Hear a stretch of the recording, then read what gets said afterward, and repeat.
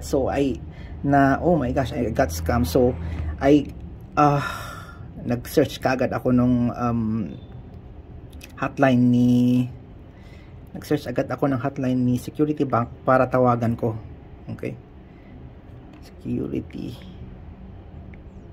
Bank hotline. Okay, so I searched kasi sa computer, no. So nung nakita ko yung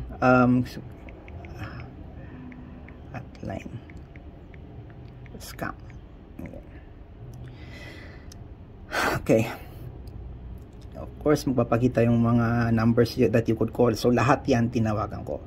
Sadly, I got scammed on a Saturday, and sabi nung hotline, tinawagan ko yung Viber, tinawagan ko yan, walang available na agent to answer me, no, to stop the transaction nga sana.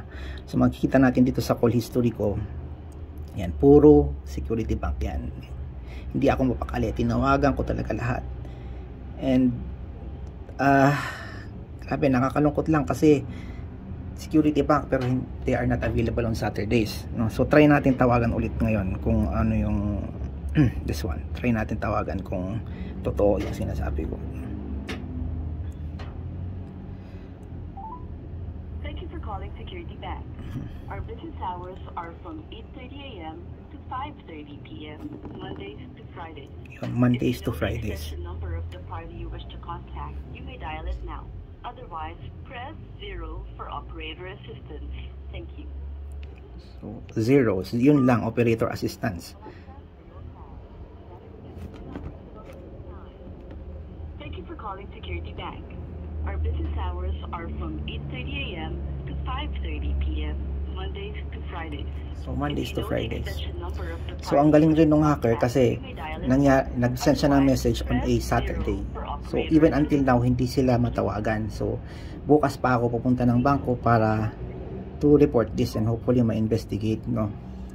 Kasi, it's just that yung ibang bangko, they're available from fraud ng even weekdays like BPI. I experienced losing my card and calling them on a Saturday, and merong sumasagot sa hotline nila, no? Dito sa Security Bank, since it's scam or something that could be attended sana na kaagad, pero walang matawagan from them.